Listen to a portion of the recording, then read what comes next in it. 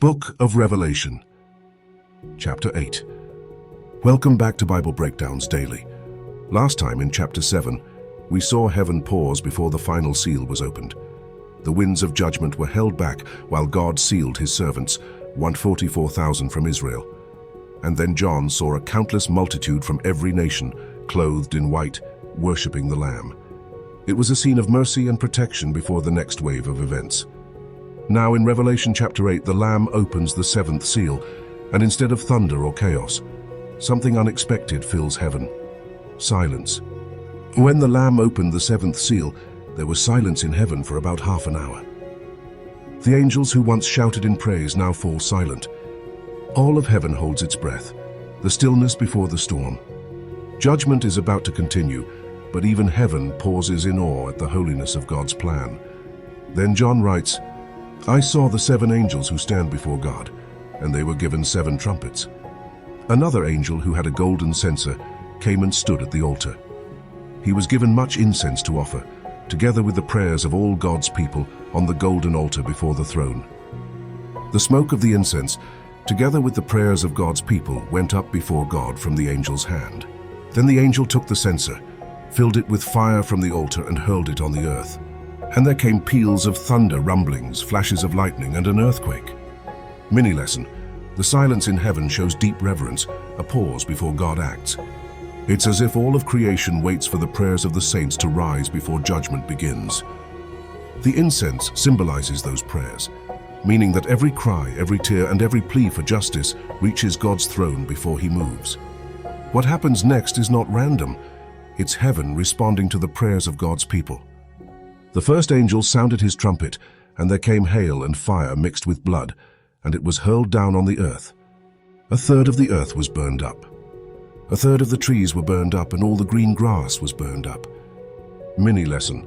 This judgment targets the earth's vegetation, representing the beginning of ecological collapse. It echoes the plagues of Egypt, reminding the world that creation itself responds to the Creator.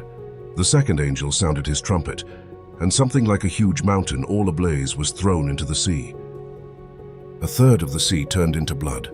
A third of the living creatures in the sea died, and a third of the ships were destroyed. Mini lesson. The burning mountain may represent a meteor or volcanic catastrophe, but symbolically it shows judgment on human trade, wealth, and pride, since the sea represents commerce and nations.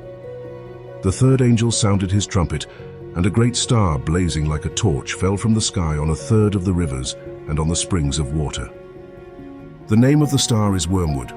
A third of the waters turned bitter, and many people died from the waters that had become bitter. Mini lesson. Wormwood means bitterness.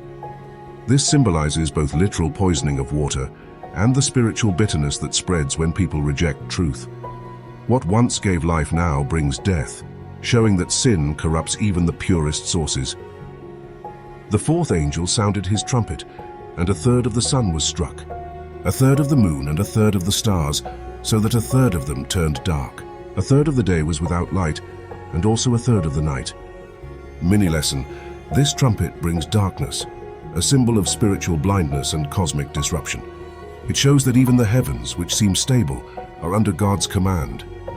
The world that once refused his light now literally begins to lose it. The warning from the eagle. As I watched, I heard an eagle that was flying in mid-air call out in a loud voice, "Woe, woe! Woe to the inhabitants of the earth because of the trumpet blasts about to be sounded by the other three angels." Mini lesson. The eagle's cry divides the trumpet judgments into two parts. The first four affect nature, but the next three will directly strike humanity's heart and spirit, far more severe and personal. This pause is a warning. What comes next will shake not only the earth, but the soul. Lesson of the day. Before the final judgments begin, God gives time.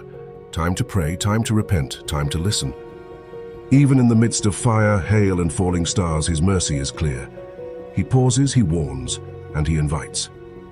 The silence at the beginning of this chapter reminds us that heaven takes our prayers seriously, and that every event on earth answers to the will of the Lamb. That's Revelation chapter 8, the opening of the seventh seal and the sounding of the first four trumpets. Creation trembles, but God's plan remains perfect.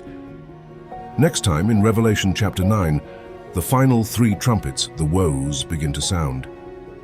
These will open the spiritual realm, unleashing forces of torment and deception that test the hearts of mankind. Stay tuned. Revelation chapter 9 takes us deeper into the unseen world, where spiritual warfare becomes visible and God's justice continues to unfold. If you're enjoying these Bible breakdowns and want to support what we're building, you can check out our merch at BibleBreakdownsDaily.com. It's just a small way to carry the message with you. I'll see you in the next chapter.